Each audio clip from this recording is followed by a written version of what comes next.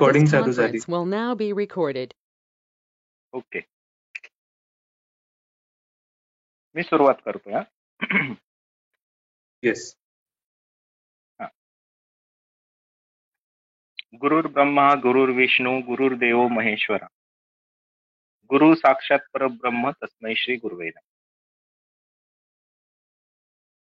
श्री धन्वंतराय नमः. नमस्कार वैद्यगण, मैं वैद्य अमोल बंसोड़े पुणे से और वैद्य राहुल मारवा मुंबई से और आयुर्वेदीय टीम आप सबका आज 10 जनवरी से शुरू होने वाली आयुर्वेद व्याख्यान माला में, जो कि कैलाशवासी वैद्य अनिल पांगसे सर स्मृति निमित्त आयोजित की जा रही है, इसमें आपका सबका स्वागत है. कहते हैं ज्ञान से बड़ा कोई दान नहीं और गुरु से बड़ा कोई दानी नहीं. यही बात लागू होती है वैद्य अनिल पांगसे सर को, जिनकी शिक्षण भूमि तो पुणे रही, लेकिन कर्म भूमि गोमंतक आयुर्वेद कॉलेज और गोवा है. ऐसा माना जाता है कि कुछ लोग खास मकसद लेके जन्म लेते हैं, जैसे विश्वनाथन आनंद चेस के लिए, राहुल द्रविड़ क्रिकेट के लिए, लेट जनरल रावत आर्मी के लिए, और कैलाशवासी वैद्य राबा गोगटे सर का नाम लेते ही सामने आता है विद्याकर्म अग्निकर्म. वैसे ही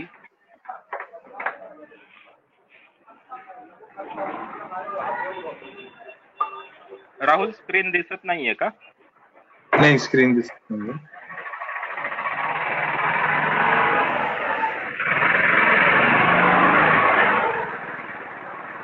अभी आप लोग प्लीज अपनी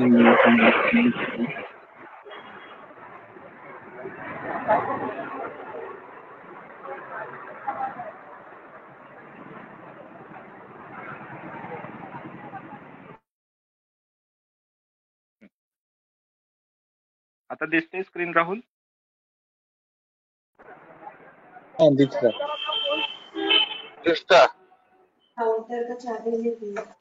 हो दिसतोय रे. Okay okay. अरे नाही, माईक चालू आहे कुणाचा तरी. हा, तेच कळत नाही कोण आहे.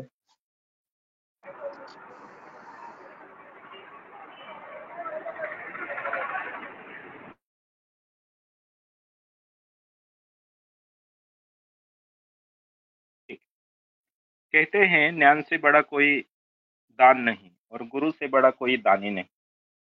यही बात लागू होती है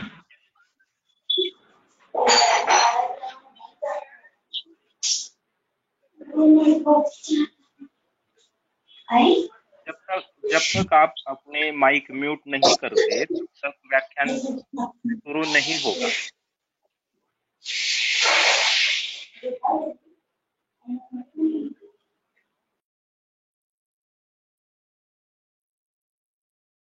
अमोल कंटिन्यू.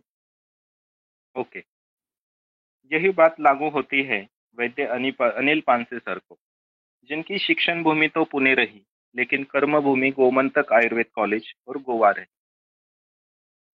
ऐसे माना जाता है कि कुछ लोग खास मकसद लेके जन्म लेते हैं, जैसे विश्वनाथन आनंद चेस के लिए, राहुल द्रविड़ क्रिकेट के लिए, लेट जनरल रावत आर्मी के लिए, और कैलाशवासी वैद्य राबा गोगटे सर, जिनका नाम लेते ही विद्या और अग्निकर्म सामने आता है. वैसे ही अनिल सर का जन्म सिर्फ आयुर्वेद सीखने और सिखाने के लिए हुआ था. अनिल सर के बारे में हर वक्ता अपने कुछ अनुभव शेयर करेंगे, और ये शेयर कब करेंगे? तो व्याख्यान के पूर्व समय में, क्योंकि इस आयुर्वेद का हर एक वक्ता अनिल सर का सीनियर, सह सह अध्यायी, उनका जूनियर या उनका स्टूडेंट रह चुका है. आज ऐसे ही 2 विद्यार्थी व्याख्याता के रूप में, जो सर के विद्यार्थी थे, हमें मिले हैं. पहले वैद्य कौस्तुभ पुरकर सर, जो अहमदनगर महाराष्ट्र से है, और दूसरे वैद्य निखिल माली सर, चिपलून महाराष्ट्र से. पहले वैद्य कौस्तुभ पुरकर सर, इनका अल्प परिचय मैं देना चाहता हूँ।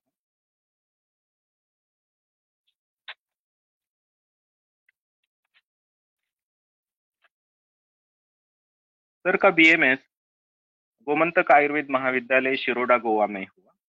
पीजी आयुर्वेद वाचस्पति वाघोली कॉलेज से हुआ संहिता सिद्धांत में। 2015 से टीचिंग फैकल्टी में है as a reader in Pravara Ayurved Mahavidyalaya Shegaon. Sir के 2 बुक त्याच्यावर एक लेक्चर सुरू आहे रे. हा आता आला हिंदी लेक्चर होतं रे. नाही दुसऱ्या नंबरवर चालू आहे. हॅलो.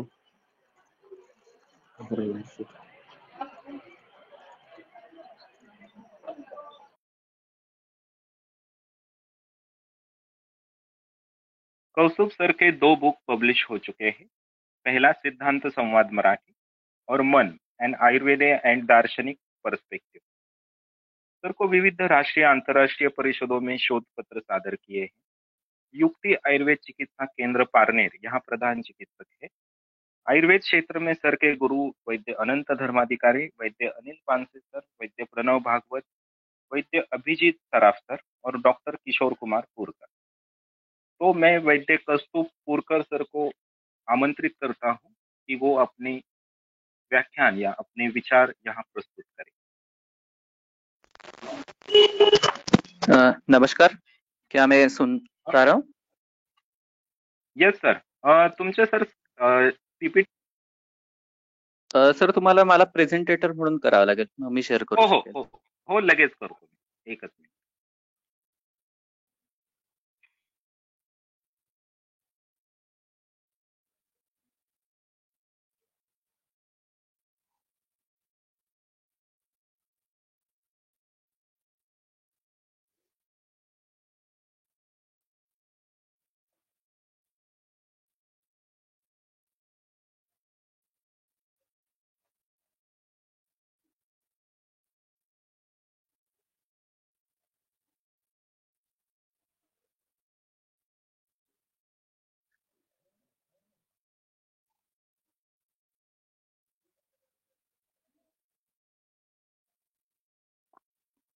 सर तुम्हाला प्रेझेंटेटर केलेलं आहे मी. हो, ओके सर. हां. येस सर, दिसतंय सर स्लाइड.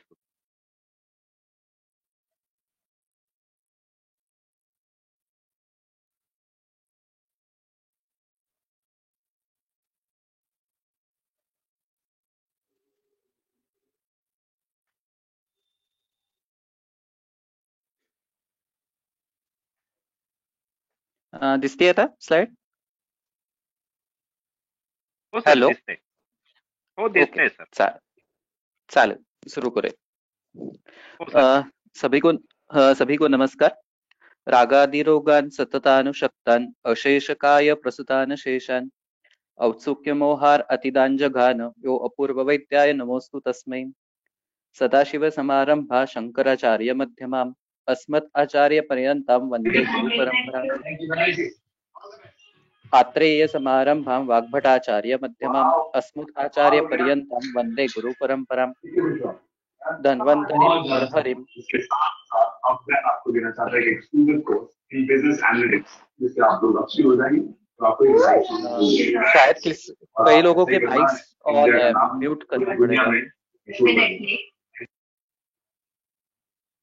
धन्वंतरिम नरहरिम केशवम परमहंसम परिणिमा किशोरम च अनंतम अनिलम च प्रणवम अन्यानि अस्मद्गुरुम संततो मानतो अस्मि.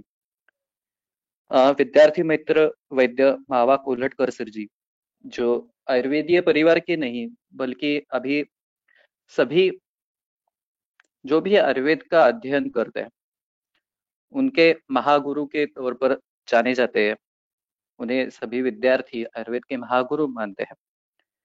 ऐसे ही महागुरु की ओर से, उनकी प्रेरणा से, उनके शिष्यों में से, उनकी विचारों से जो तैयार हुए हैं वो जो हमारे गुरुवर्य है वैद्य अनिल पानसे सर.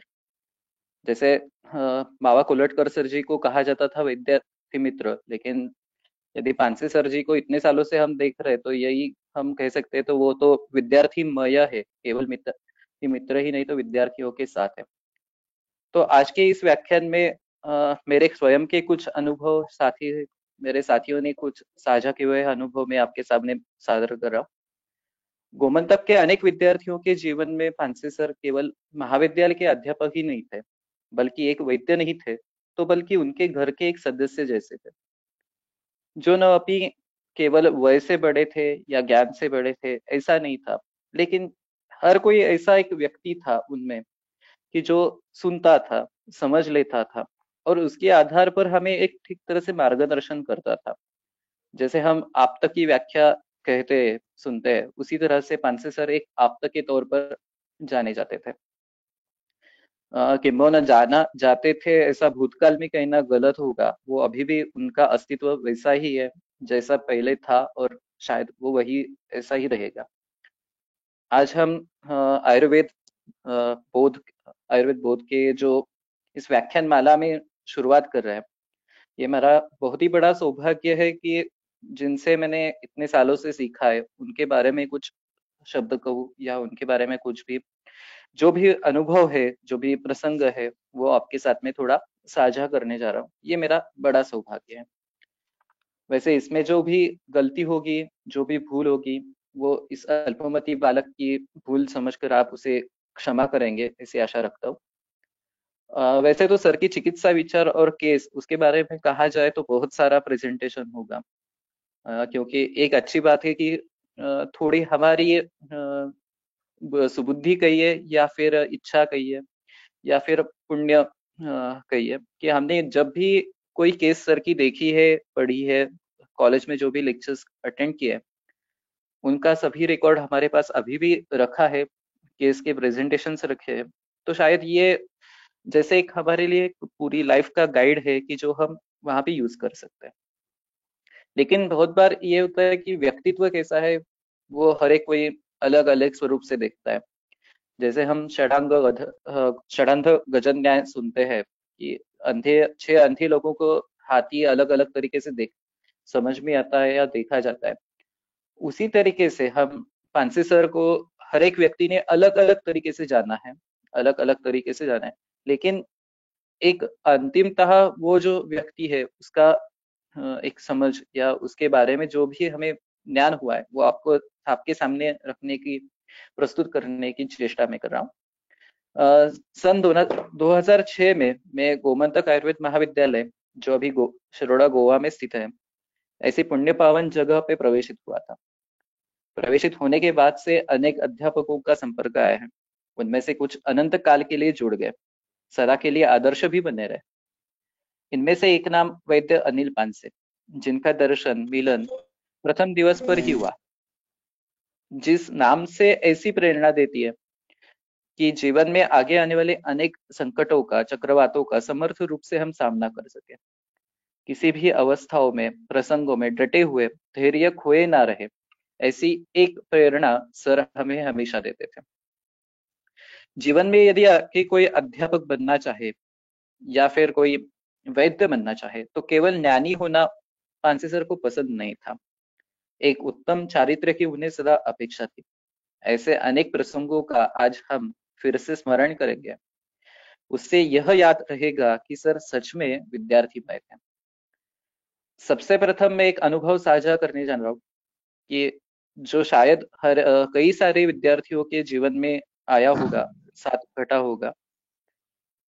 उस प्रसंग का महत्व ऐसा ही है कि स्वयं का जो भी कर्तव्य है, अपने लक्ष्य को प्राप्त करने हेतु जो भी श्रम करने हैं, वो अपने स्वयं को ही करना है।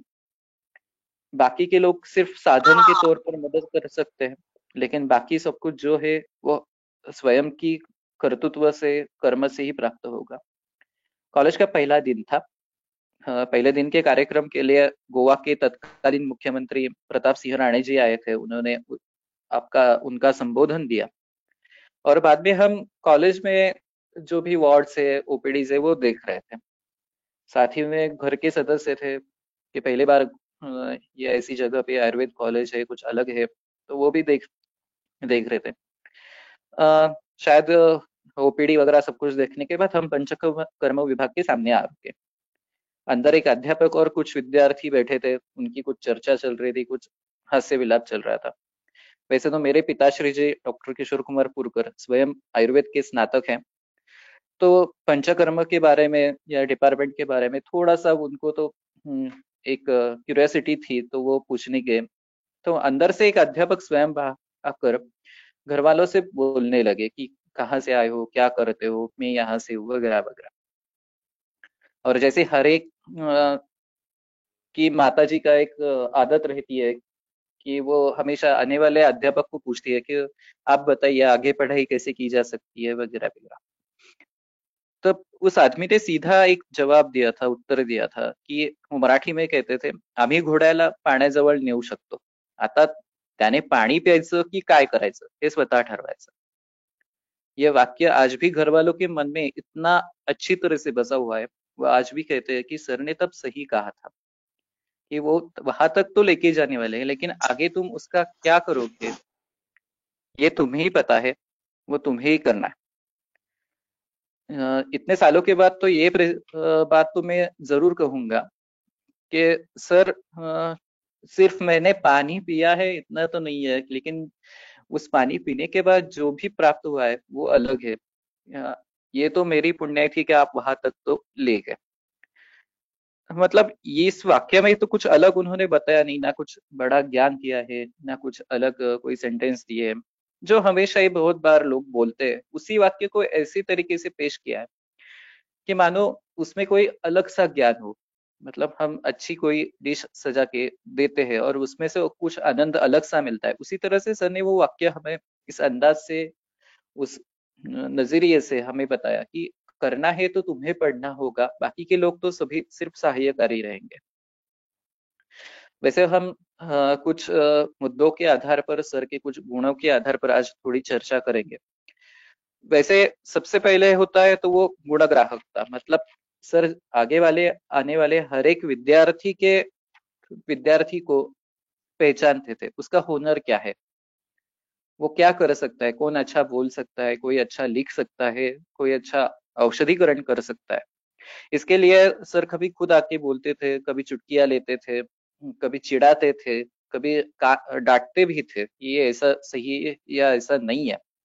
लेकिन ये एक बात रहती थी कि सर हमेशा मार्गदर्शन के तौर पर रहते थे, उनको कभी ऐसे पूछना नहीं पड़ता था कि सर कब बताएंगे आप, बल्कि उनकी ऐसी इच्छा रहती थी कि कोई तो आके पूछे, ना पूछे तो भी मैं बताऊं। ऐसे बहुत बार हुआ है कि सर से बहुत सारा नॉलेज एक तो कॉल पे ऊपर या मैसेजेस के ऊपर भी आराम से मिलता था। या फिर ऐसे भी करते थे कि कहीं कहीं अच्छे वैद्य हो तो उनके पास भेजो, या वहां पे जाके पढ़ लो, ये वैद्य अच्छा पढ़ाएगा कि मैं, या फिर कोई अच्छी तरह से आपको मार्गदर्शन करेगा।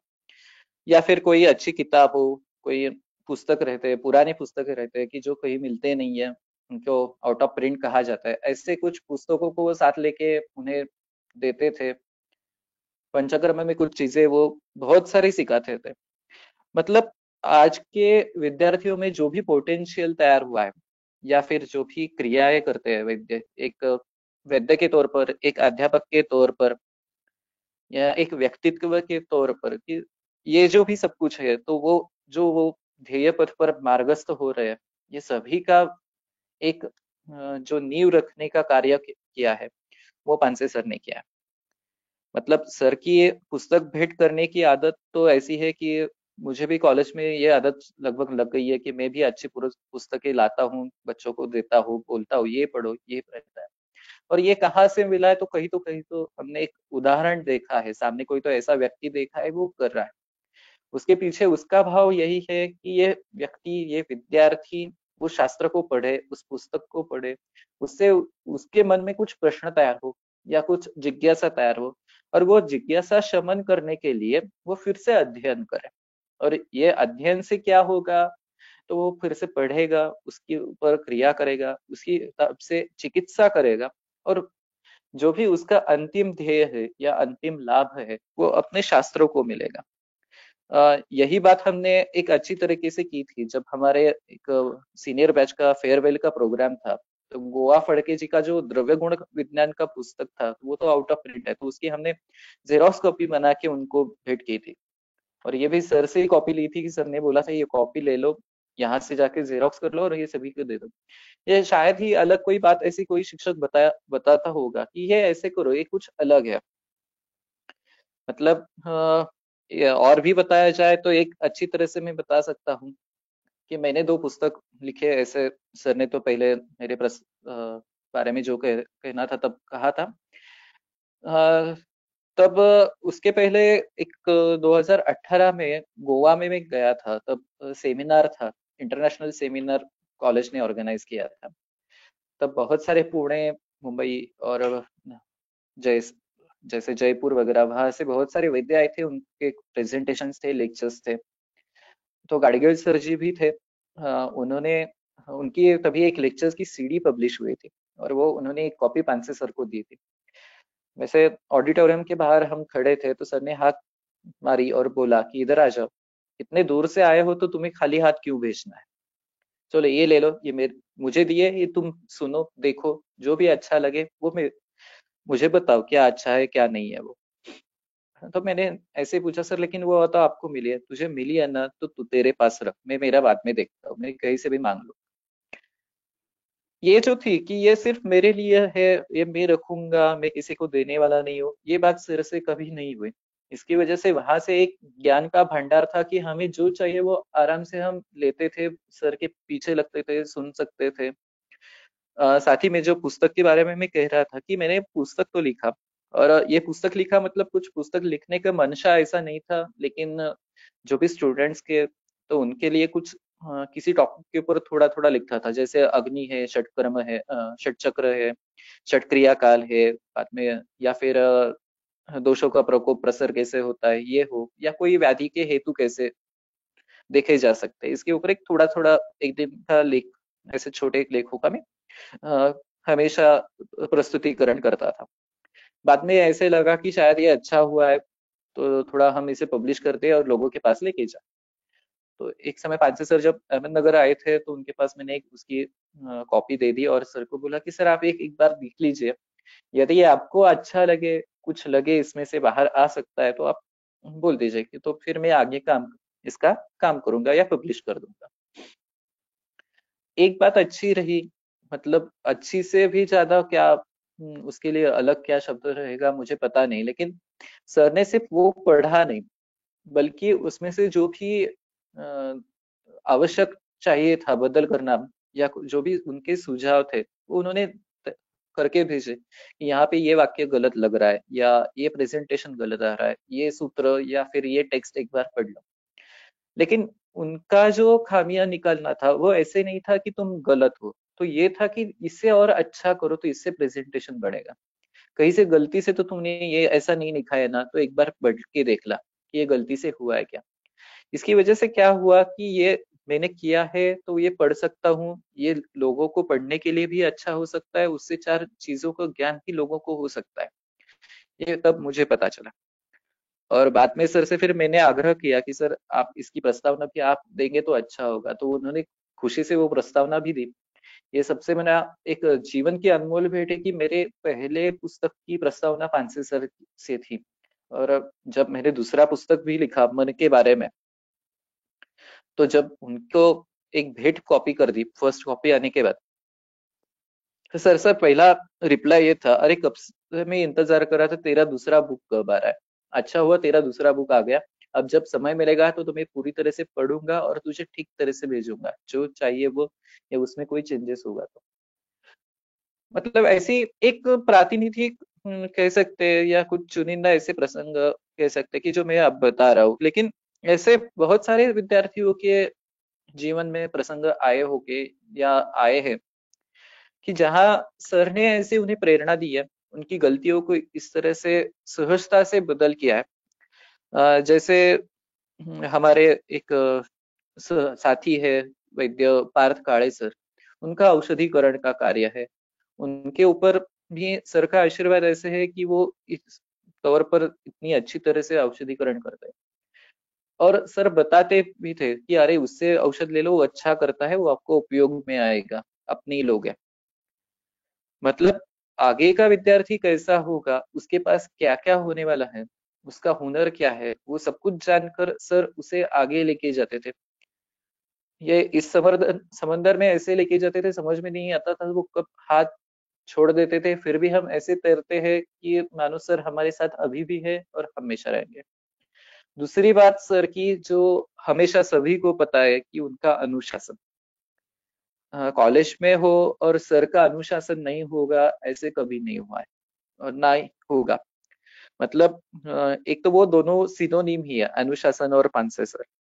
और सिर्फ समय का अनुशासन नहीं था, तो काम का भी था, चिकित्सा में भी उनका एक अनुशासन था, अध्ययन में भी अनुशासन था, और उनके चारित्र में, और वही अनुशासन उन्होंने विद्यार्थियों से भी एक्सपेक्ट किया था कि उनके भी चारित्र्यों में ये अपेक्षा है कि वो अनुशासन रहे। मतलब हम पंचकर्म में कोई भी प्रोसीजर रखते हैं तो सबसे पहले टाइमिंग वगैरह वो सब कुछ देखते हैं, अरेंजमेंट देखते हैं।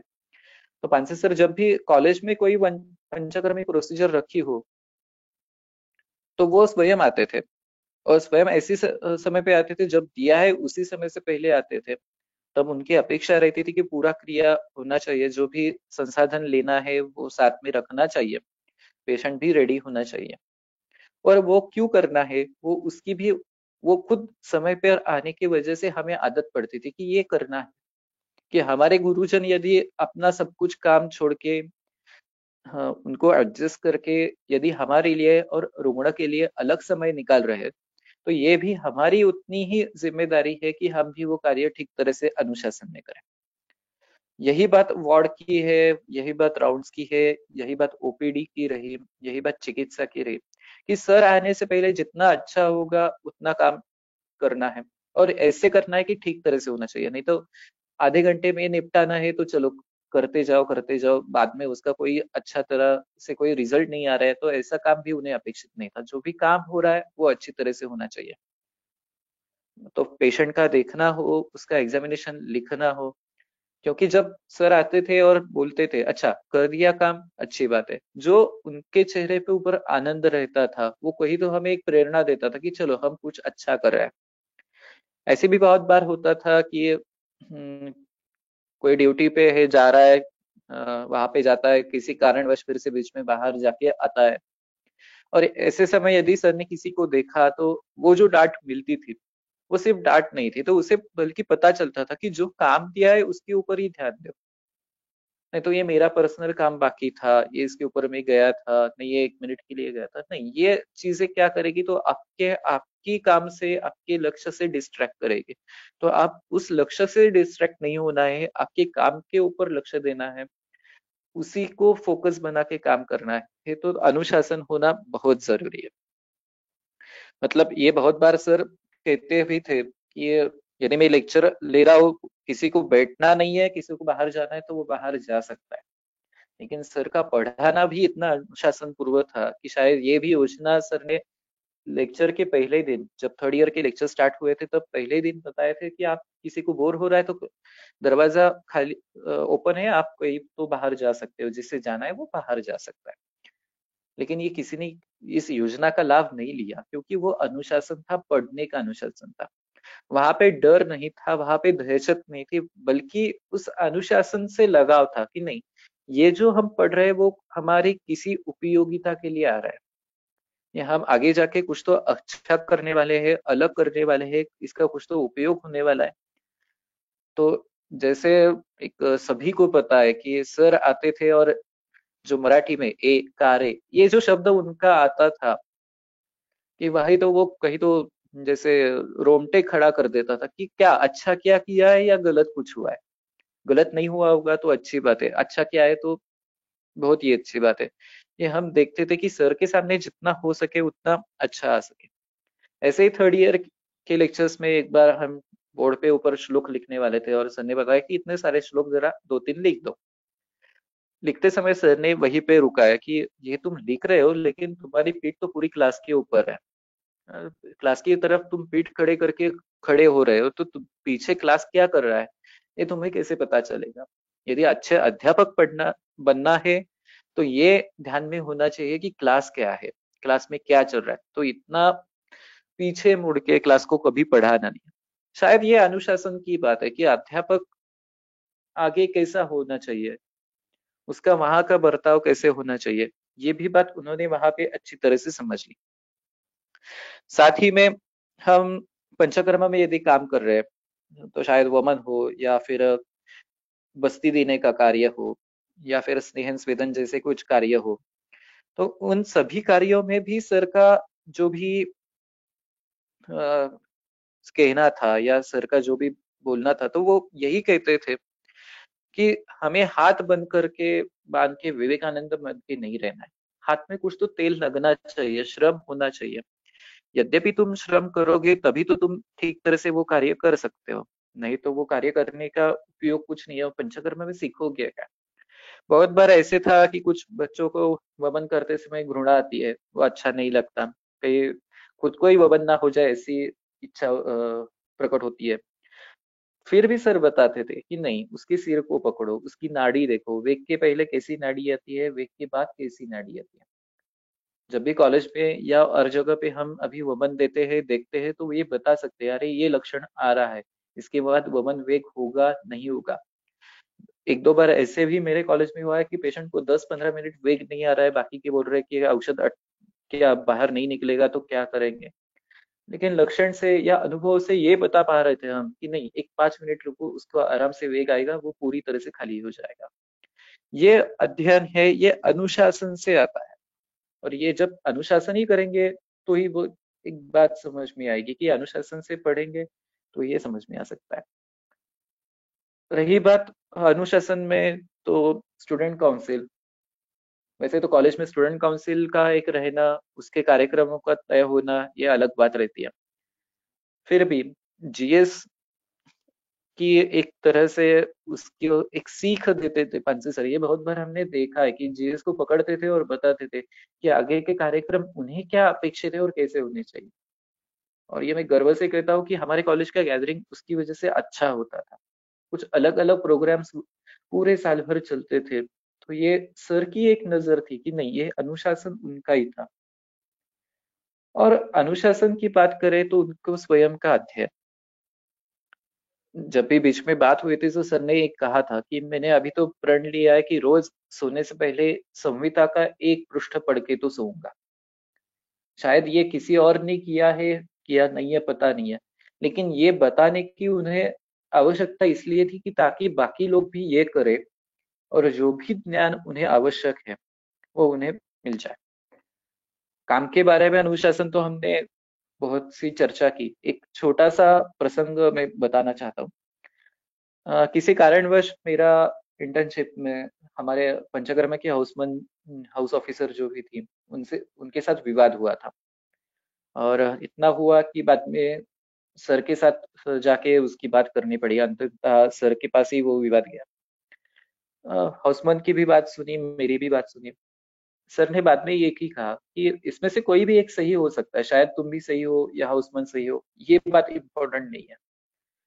इम्पोर्टेंट ये बात है, महत्वपूर्ण ये बात है कि जो भी पंचकर्म के बाकी के कर्मचारी है जो वहां पे काम कर रहे हैं, चाहे वो अटेंडेंट हो, उनके सामने दो डॉक्टर वाद करे, ये अच्छा नहीं है। उन दोनों के बीच में विवाद नहीं होना चाहिए, क्योंकि वहां पे फिर उनके ऊपर बुरा असर पड़ता है और उसके परिणाम अच्छे नहीं आते। तो यदि कोई भी आपके बीच में कुछ उलझन हो रही हो, कोई विवाद हो रहा हो, तो एक साथ बैठकर बोलो। नहीं हो रहा है तो आपके सीनियर के साथ जाके बोलो। लेकिन ये काम के समय में ये अनुशासन रहना, ये आपके लिए बहुत जरूरी है। मतलब सिर्फ वैद्य हो या विद्यार्थी हो, उनके लिए अनुशासन जरूरी नहीं है, तो हर एक व्यक्ति के लिए अनुशासन जरूरी है। एक रुग्ण के साथ भी ऐसी ही घटना थी। रुग्ण स्त्री रुग्ण थी और पक्षवत की पेशेंट थी, दूसरे हॉस्पिटल से लाई गई थी। उसके साथ उस रुग्णा के पति भी थे और पुत्र भी था। किसी कारणवश जब भी एडमिशन की प्रोसीजर चल रही थी, लेकिन उसके पति तो कोई भी मदद करने से या पहले वाले फाइल्स वगैरह देने से इनकार कर रहे थे। नहीं, ये नहीं देने वाला, ये मेरे पास नहीं है, आप खुद ले लो। और उनकी मनशा थी कि उनके लिए अलग से स्टाफ होना चाहिए, एक कोई स्वीपर अलग दे दो, नर्स अलग दे दो। और ये सभी मांगे तब तो पूरी होने वाली नहीं थी, क्योंकि वो इतना आसान नहीं था। तो एडमिशन प्रोसीजर में बहुत स्टाफ के साथ वो झगड़ रहे थे, इंटर्न्स के साथ झगड़ा चल रहा था। तो हमने अंतिमता जाके सर से बात की कि सर ऐसे ऐसे प्रॉब्लम हो रहा है, पेशेंट तो कोऑपरेट नहीं कर रहा है, लेकिन फिर भी आप यदि चाहते तो हम उन्हें एडजस्ट कर सकते हैं। तो सर ने आके फिर से पेशेंट के साथ भी बात की, उनके रिलेटिव्स के साथ बात की, लेकिन सर के साथ भी उस पेशेंट का बर्ताव उसी तरह से रहा जिस तरह से वो वार्ड में थे। तो सर ने खुद कहा कि इन्हें अब डिस्चार्ज कर देंगे, अभी यहाँ इनको रखने की जरूरत भी नहीं है, ये इन्हें चाहे वहां जा सकते। जाते समय खुद पेशेंट ने तो माफी मांग ली सभी की कि ये 2-3 बार हुआ है, 2-3 जगह पे हुआ है, उनकी फैमिली की वजह से प्रॉब्लम हो रहा है। लेकिन सर का अनुशासन भी वही था कि यदि कोई पेशेंट या रुग्ण या उनके रिलेटिव्स कुछ ज्यादा ही अपना सुझाव दे रहे हो, या कोई ज्यादा ही दहशत बैठा रहे हो, या जो चीजें पूरी नहीं हो सकती यदि वो मांग रहे हैं, तो ये भी अच्छी बात नहीं है। जो भी रुग्ण की क्वालिटी है भीषक वश वो भी होनी चाहिए, उन्होंने सुनना चाहिए, वहां पे परिस्थिति के अनुसार जो भी डिसीजंस लेने हैं वहां पे लेने चाहिए। ऐसे रुग्ण, ऐसे पेशेंट्स अपने गुरूर से किसी हॉस्पिटल को, किसी स्टाफ को तकलीफ नहीं दे सकते। मतलब क्रिया, एक अनुशासन, ये सभी चीजें सर के पास ऐसी बनी थी कि एक परफेक्ट मिक्सचर उनके पास वहां था, और ये एक आइडॉल के तौर पर वहां पे हमारे लिए हमेशा खड़े रहे। सर का एक अलग पहलू मतलब नियमित अभ्यास। वैसे तो वाघोली में एमडी कर रहा था तब पुणे में कुछ वैद्यों की भेंट होती थी। एक वैद्य ने आके मिलने के बाद कहा, तो मुझे तो तुम्हें प्रणाम करना चाहिए। थोड़ा आश्चर्य लगा कि इतना बड़ा मैं तो नहीं हूँ, शायद कुछ मैंने गलत किया या किसी के बारे में गलत कुछ बोला होगा, तो इसकी वजह से ये वैद्य आके मुझे ऐसे टोक रहे होंगे। तो उन्होंने कहा ये तेरी गलती नहीं है, उल्टा ही ये बात है कि तुम्हारे जो गुरुजी है वो हमारे भी गुरुजी थे। पांसे सर हमारे भी गुरुजी थे, ये बात उन्होंने जब कही तो वो कुछ अलग ही लगा कि शायद हम ऐसी जगह से आए हैं, हमें तब पता ही नहीं होगा कि हमने ऐसा कुछ अच्छा हमारे पास था, इसका कितना उपयोग हम कर पाए हैं, इससे कितना हम धन लेके आ रहे हैं ये तो पता नहीं है, लेकिन हम कुछ जगह से अच्छे लेके तो आए हैं, ये तो बात समझ में आई, ये तो पुण्य ही हमारे पास है, ये तो बात समझ में आई। तो सर का अनुशासन जैसे हमने पढ़ा तो उसमें जो था कि नियमित पढ़ाई होनी चाहिए, जैसे रात में एक सोने से पहले एक पृष्ठ संहिता का तो होना ही चाहिए। जैसे पुणे में पिछले 2 साल पहले वाचन चक्र का एक उपक्रम लिया था वो है, या फिर पुणे से उन्होंने आयुर्वेदीय स्टार्ट किया था, आयुर्वेदीय समूह से नए नए विद्यार्थी जुड़ गए। वही उपक्रम किसी अलग पद्धति से गोवा में भी चला। जैसे अमेय पाटकर जी, वैद्य अमेय पाटकर जो हमारे सीनियर थे, उन्होंने सर से आग्रह करके हमारे बैच से एक 15 मिनट के लिए कोई कल्प या एकेरी द्रव्य या फिर व्याधि के ऊपर उस कल्प का कार्य, इसके ऊपर एक लेक्चर स्टार्ट कर दिया। तो सर खुद स्वयं यदि 9:30 तक कॉलेज में आना है तो 9 या 9:15 तक आते थे, 15 मिनट वो लेक्चर लेते थे। सुबह नहीं हो रहा तो दोपहर को खाने से खाना खुद का बंद करके या बाजू में रख के वो पढ़ाते थे कि नहीं ये टॉपिक आज का मैंने लिखा है, ये स्टूडेंट्स के लिए देना है मुझे और ये करना है, इसके लिए जो भी है वो नियमित करते थे। यही बात अभी अच्छी रही कि यूट्यूब है या बाकी के जो भी सोशल मीडिया के माध्यम है, उनसे सर के जो भी लेक्चर्स है या फिर टॉपिक है वो अभी सदा के लिए हमारे साथ रहेंगे, चाहे वो फिजिकली ना हो, लेकिन सर के जो भी विचार है, सर की जो भी चिकित्सा की धारणा है वो हमारे साथ रहेंगे। क्लास में पढ़ाते समय या वार्ड में राउंड लेते समय सर का एक वाक्य रहता था, ऐसे कभी बनना नहीं है क्या, jack of all master of none, कि मालूम तो सब कुछ है लेकिन आता क्या है, ज्ञान किसका है किसका नहीं, सिर्फ सबकी इंफॉर्मेशन है, ये नहीं होना चाहिए। क्या होना चाहिए, मास्टर ऑफ वन होना चाहिए, किसी एक चीज में तुम खुद की मास्टरी करो, फिर वो पढ़ाई हो, चिकित्सा हो, संहिता अध्ययन हो, और इस चीज के लिए क्या करना है, तो नियमित रूप से अध्ययन जो करे वो करना है। जैसे मराठी में एक प्रसिद्ध वचन है, प्रसंगी अखंडी वाचित जावे, दिसा माझी काहीतरी लिहित जावे। इस वचन के परिपूर्ण उदाहरण सर थे। जो महत्व का विषय है घर के एक सदस्य, बहुत बार बहुत सारे विद्यार्थी गोवा में ऐसे आए थे कि जो बहुत दूर से घर से आए थे, कई लोगों ने पहली बार घर छोड़ा था, वहां पे आए थे। तो ऐसे अनेक विद्यार्थियों के लिए सर एक घर के सदस्य थे।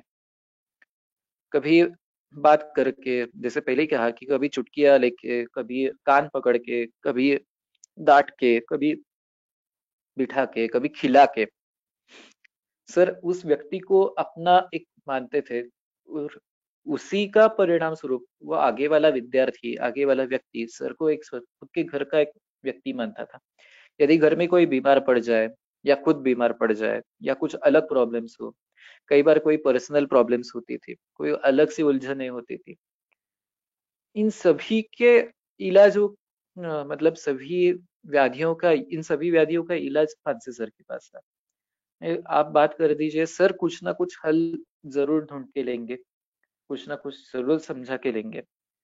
कभी पीठ थपथपा कर लेंगे, कभी चुटकियां लेंगे, करेंगे, लेकिन कुछ तो उनके पास हल है और वो वहां पे समझ में आएगा। ऐसे ही कई बार हमने देखा भी है कि घर की किसी व्यक्ति का मृत्यु हो जाता है तो वो व्यक्ति जैसे किसी परीक्षा में जा रहा हो या किसी कोई अलग प्रतियोगिता में जा रहा हो, तो सर उसका साहस ढांटते थे, उसे धीरज देते थे, कहीं कभी उसे घर बुलाते थे, अपने पास रहने के लिए बोलते थे, या और भी चीजों से उसे मदद हो सकती है तो वो मदद करते थे। ये बात उतनी ही सही है कि ऐसी जगह पे सिर्फ पैसों की मदद नहीं जरूरी रहती, तो ऐसी जगह पे रहता है कि उसका साहस ढांढना चाहिए, उसके बढ़ाना चाहिए। तो ये धीरज बढ़ाने वाला सारे कार्य सर के साथ ही होता था, या सर ही कर सकते हैं। जैसे कई बार एडमिशन्स की भी प्रॉब्लम्स आते थे, पीजी में एडमिशन सही जगह पे नहीं मिल रहा है लेकिन कॉलेज अच्छा नहीं है, वहां पे कोई अपने पहचान वाला या कोई जिम्मेदारी ले सकता है, या कोई आगे जाके प्रॉब्लम हुआ तो उसकी मदद कर सकता है, ऐसा कोई व्यक्ति है क्या? तो ये भी ढूंढने का काम, ये बताने का काम सर करते थे।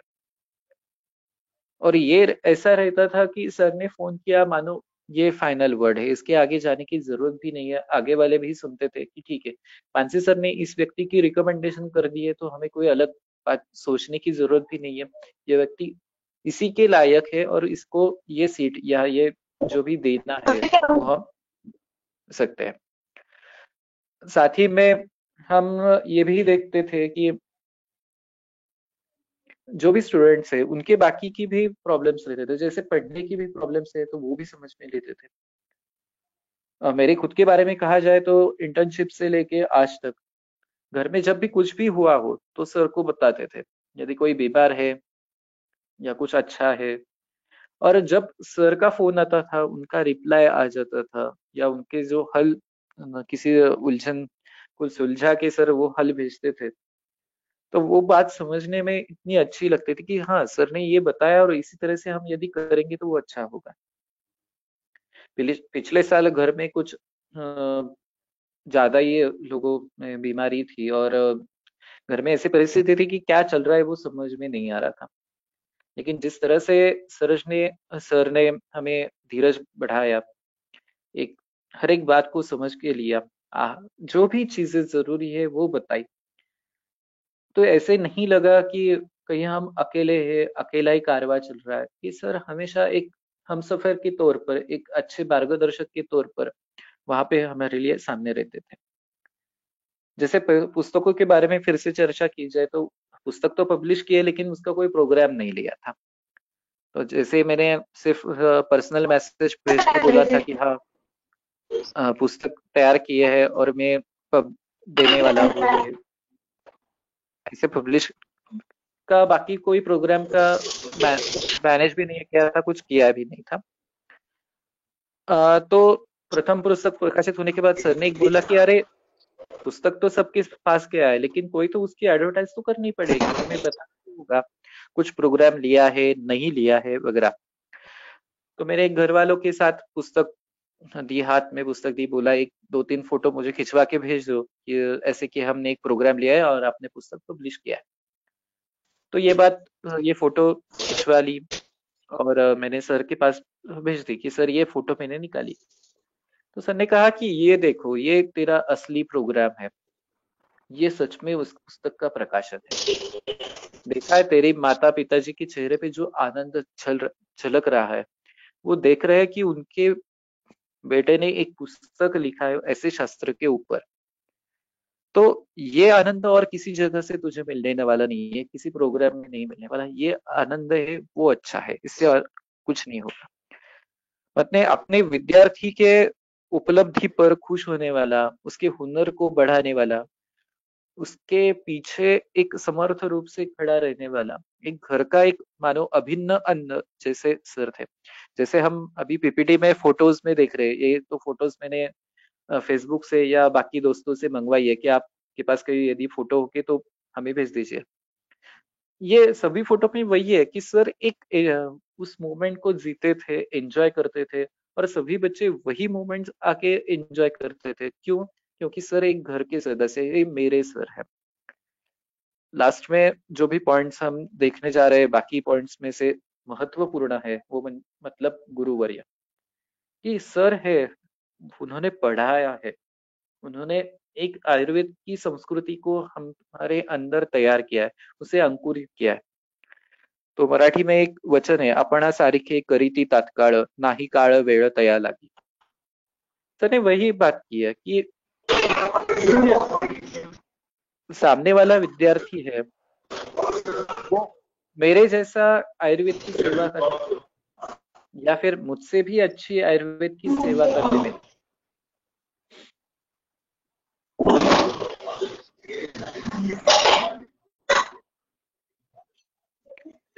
मतलब इस वचन को सार्थ करने वाले सर है। सर सिर्फ क्लासरूम की 4 दीवारों में सिखाते थे ऐसा कभी नहीं था। आते जाते बोलते समय उनके वार्ड में, ओपीडी में,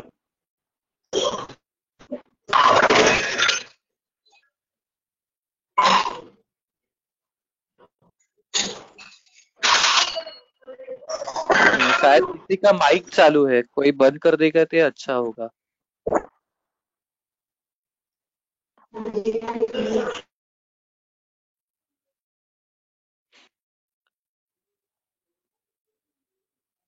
सर का जो भी रुग्ण कॉलेज में एडमिट रहता था या सर ओपीडी में जो भी रुग्ण देखते थे, वो एक नया अध्याय ही रहता था। वो रुग्ण कुछ ना कुछ पढ़ा के जाता था, उससे हम कुछ ना कुछ सीख लेते थे।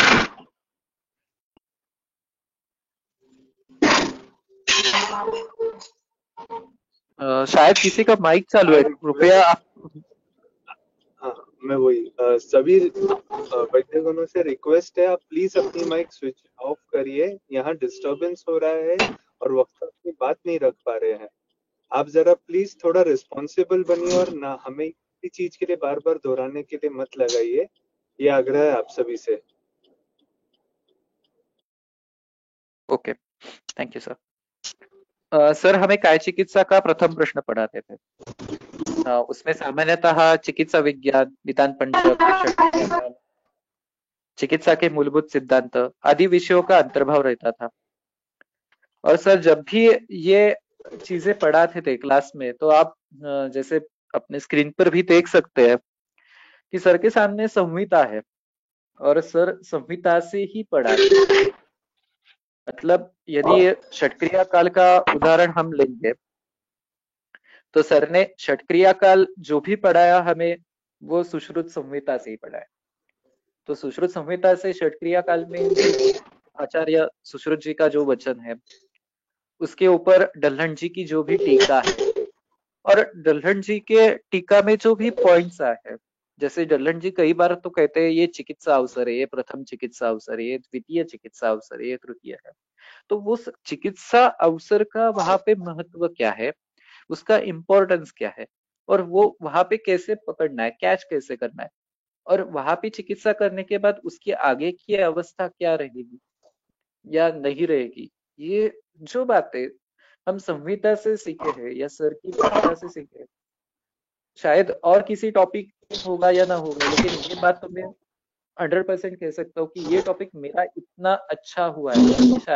आज जब भी ये टॉपिक लेता हूँ तो मुझे पुस्तक की भी कभी कभी जरूरत नहीं पड़ती है, क्योंकि वो इतनी सही तरीके से सही जगह पे जाके बैठा है। और सर हम ऐसे कहते थे कि सर का आत्मा संहिता है, सर का मन शारीर है और सर का शरीर काय चिकित्सा है, क्योंकि सर का और एक मैडम सर एक मिनट सॉरी सर, आपको जरा इंटरप्ट कर रहा हूँ। वैद्य वर्षा Kulkarni madam, I repeat, Vaidya Varsha Kulkarni madam, please आपका माइक म्यूट करिए। आपका ध्यान नहीं है बट आपका माइक प्लीज उसे म्यूट करिए, नहीं तो मुझे आपको यहाँ से बाहर एग्जिट करवाना पड़ेगा। Please continue.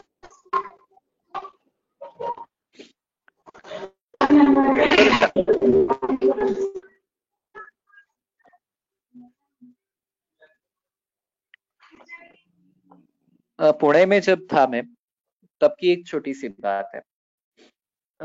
सर, मेरा एक दोस्त था, तो उन्होंने कहा कि अरे तुम्हारे कॉलेज के पांसे सर आ रहे हैं और वो कल लेक्चर लेने वाले हैं। सर का लेक्चर पुणे में किस चीज के लिए वो लेकिन सुबह सुबह 6 बजे SM जोशी हॉल में लेक्चर जाके देखना है, चलो देख लेते हैं। तो सर ने तब विषय लिया था चिकित्सा में शारीर का विचार कैसे किया जाए, और तब समझ में आया कि सर ये भी बात अलग तरह से पढ़ा सकते हैं, कर सकते हैं। ये तो क्लासरूम में तो सीखी है, लेकिन क्लासरूम के बाहर भी सीख सकते हैं ऐसे लेक्चर्स में, ये अलग बात है। और जब हम थोड़ी ज्यादा पढ़ते हैं तो थोड़ा हमारा नॉलेज बढ़ता है, हमारा दायरा बढ़ता है ज्ञान का, तो हम कई चीजों को अच्छी तरह से समझ लेते हैं। तो ये बड़ा फायदा तब हुआ था। मतलब शेवगांव में जब सेमिनार के लिए सर आए थे, तब सर ने यही बात कही थी कि तुम मुझे एक बार फिर से बुलवाओ, मैं आपको चिकित्सा में शारीर का और एक अच्छा तरह से लेक्चर दूंगा। तो एक, जैसे मैंने पहले भी कहा था कि सर की आत्मा संहिता थी, सर का मन शारीर के साथ था और सर का शरीर काय चिकित्सा था। एक अनोखा रूप ही सर के पास था। जैसे मैंने मेरे संवाद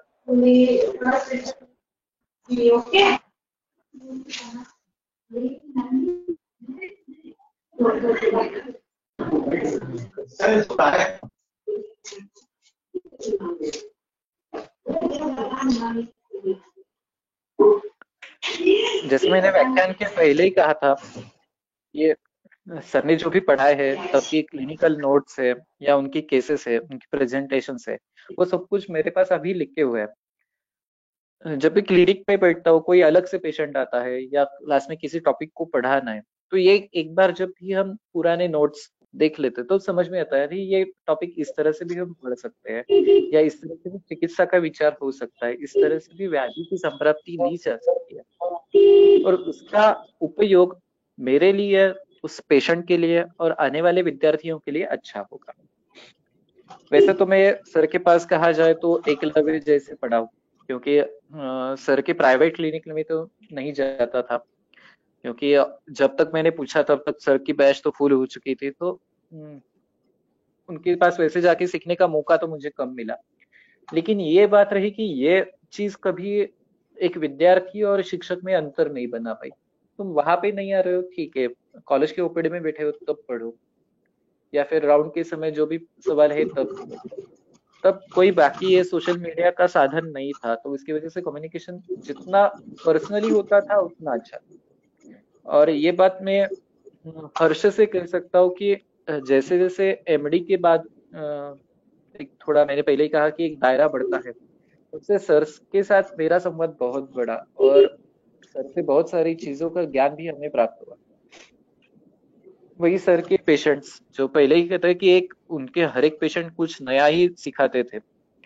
मतलब सर जिस बारीकियों से पेशेंट को देखते थे, उनको परीक्षित करते थे, चिकित्सा डिसाइड करते थे, ये एक बात हमें ऐसी समझ देती थी कि पेशेंट ऐसे देखना चाहिए। मतलब सिर्फ दोष देखे, हाँ ये व्याधि हो गया चलो दे दो चिकित्सा, ऐसी बात कभी नहीं थी। तो सबसे पहले यही है कि संप्राप्ति देखो, उसकी संप्राप्ति को भंग कैसे किया जाए उसका विचार करो, और यदि अवस्था का विचार करोगे तभी चिकित्सा डिसाइड कर सकते हो। यदि ये विचार नहीं करोगे तो आगे आपको चिकित्सा कोई फल नहीं देने वाली है। और ऐसी बहुत बार होता था कि हम जो भी मेडिसिन सोचते थे वही सर लिख के देते थे कि अरे हाँ इस चिकित्सा में यही उपयोग में आएगा, और बाद में हम कहते थे कि अरे हमारे मेडिसिन से सर को कैसे रिजल्ट्स मिल रहे हैं। तो ये एक बात रहती थी कि उनका खुद की साधना तो है उस चिकित्सा के बारे में, उस साधना की वजह से एक सिद्ध हस्त वैद्य जिसे कह सकते हैं, वैसे उनको एक सिद्धि प्राप्त हुई है, ऐसी बात भी हम कह सकते हैं। और साथ ही में ज्ञान है किसका, तो एक जो मेडिसिन यूज करने वाले हैं, जो औषधि यूज करने वाले हैं, उसकी मात्रा कितनी होनी चाहिए, उसका प्रमाण कितना होना चाहिए, उस किस काल में देना है, उसकी देने की अवस्था क्या है, उसके साथ अनुपान क्या देना है, इसका बारकाई से सर जब विवेचन करते थे, वो पेपर पे लिखते थे, तो समझ में आता था कि ये बाकी पे बात है, लेकिन जो उस चिकित्सा का टाइमिंग है ये उनके पास है, जो कभी गलत नहीं हो सकता। क्यों नहीं होगा? क्योंकि वो सर इस चीजों से बात कर, मतलब जब भी हम अभी ओपीडी में बैठते हैं या फिर पेशेंट्स देखते हैं, तो ये बात समझ में आती है कि हमें सिर्फ मेडिसिन प्रिस्क्रिप्शन के ऊपर 1 2 3 बार ले लो ऐसे नहीं लिखना है, तो उसके काल का भी विचार करना चाहिए, उसके अनुपान का भी विचार करना चाहिए, उसकी अवस्था का भी विचार करना है, तभी औषध ठीक तरह से साध्य होगा। और यही प्रेरणा रही कि मैंने शेवगांव पे भी ये प्रयोग किया था कि जब संहिता के लिए शुरुआती दिनों में वहां पे ओपीडी चल रही थी, तो हमने एक पोस्टर बनवा के लिया था, और वहां पे जो भी वाकभट के अनुसार भविष्य जो सेवन काल है वो वहां पे लिखे थे, और बोला था सभी से, आग्रह किया था कि आप मेडिसिन लिखने वाले हो ना, तो उसके टाइमिंग इसके हिसाब से लिखो, ताकि आपको भी समझ में आएगा, आपके विद्यार्थियों को भी समझ में आएगा कि इसका विचार चिकित्सा के लिए हो सकता है। यही था, यही कथन था कि वो सर किस वैशिष्ट से या किस विचार से चिकित्सा करते हैं, और उनकी चिकित्सा का वैशिष्ट्य मतलब उनकी चिकित्सा का एक स्वरूप रहता था। मतलब आप यदि ये देखेंगे तो सबसे पहले क्वाथ चूर्ण, कोई तो क्वाथ वगैरह बनाने चूर्ण देते थे और बोलते थे इसका एक क्वाथ कर दो, उसके साथ उसका अनुपान, मात्रा, ये भी सब कुछ लिखते थे।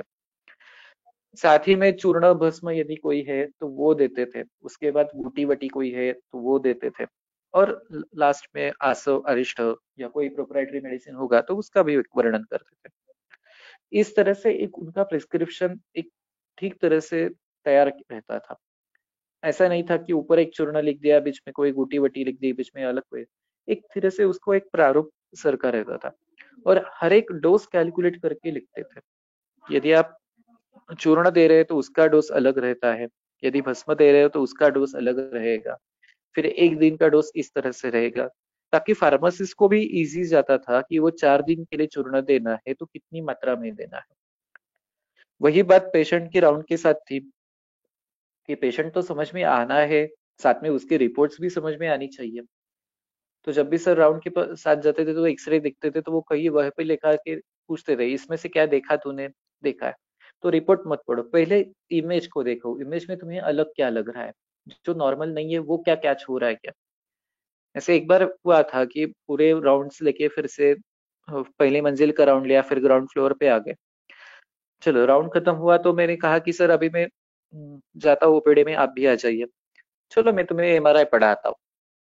एक पेशेंट था एडमिट, सर अंदर वार्ड में लेके गए, एमआरआई एक्सरे बॉक्स को लगा दिया, और हर एक स्क्रीन में हर एक स्लाइस के उन्होंने फोटो में बताया कि कहाँ पे क्या है, कैसे वहां पे स्वेलिंग कैसे ढूंढनी चाहिए, कौन सा स्ट्रक्चर कहाँ पे रहता है।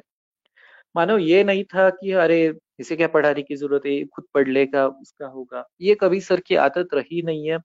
और इसकी वजह से एक गुरु का आदर्श भाग उनके पास था। जैसे संहिता में न पृष्ठो गुरु वदंती न्याय है, जहाँ पे गुरु ने पूछा नहीं तो भी गुरु जी उनको उत्तर देते हैं अग्निवेश को, ऐसे चरक संहिता में कहा है। उसी तरह से पांसे सर का एक व्यवहार था कि उनको पूछने की जरूरत ही नहीं है, सर तब भी जब भी उनका जो भी अनुभव है वो कथन कहते थे। जैसे हम अमृतानुभव कहेंगे तो भी गैर नहीं है, गलत नहीं होगा, क्योंकि वे सच में अमृतानुभव है। ये हमें चिकित्सा के लिए उपयोग में आता है, आगे वाले विद्यार्थियों के लिए भी उपयोग में आता है। और सर का ऐसे था कि ये एकदम प्रत्यक्ष दर्शन है, मतलब ये सिर्फ पढ़ा है देखा है ऐसे नहीं, ये मैं कर रहा हूँ ये तुम्हें दिखेगा। फिर पैरालिसिस के पेशेंट्स हो, स्किन डिसीजेस के पेशेंट्स हो, या उदर के पेशेंट्स हो, जो शायद कभी कभी स्टूडेंट्स देखते नहीं है, उनको पता नहीं चलता कि ऐसे भी कोई पेशेंट्स रहते हैं, लेकिन ये सभी पेशेंट्स सर ने ठीक किए हैं, हमारे सामने ये पेशेंट्स आए हैं, ठीक तरह से बाहर भी गए। मतलब ये जो ट्रांसफॉर्मेशन है पेशेंट्स का, ये जो बल चेंजेस है, ये हमने खुद देखे, तो ये हम आसानी से सभी को कह सकते हैं, छाती पीट के कह सकते हैं कि ये, हाँ, हम आयुर्वेद से रुग्णों को ठीक कर सकते हैं, उनकी बीमारी को दूर भगा सकते हैं। ये शास्त्र के प्रति ज्ञान, ये शास्त्र के प्रति लगाव, ये शास्त्र के प्रति विश्वास सर ने तैयार किया था। ऐसे ही कोलटकर प्रतिष्ठान की तरफ से पुणे में बहुत सारी स्पर्धाएं होती थी और होती है, तो उसके लिए या गुरुकुल के लिए विद्यार्थियों को तैयार करना, उनके लिए अलग से पढ़ाना, जैसे मैंने पहले ही कहा कि कल्प और कल्पाध्याय के बारे में सर ने लिया, बाद में टीका वाचन खुद तैयार किया।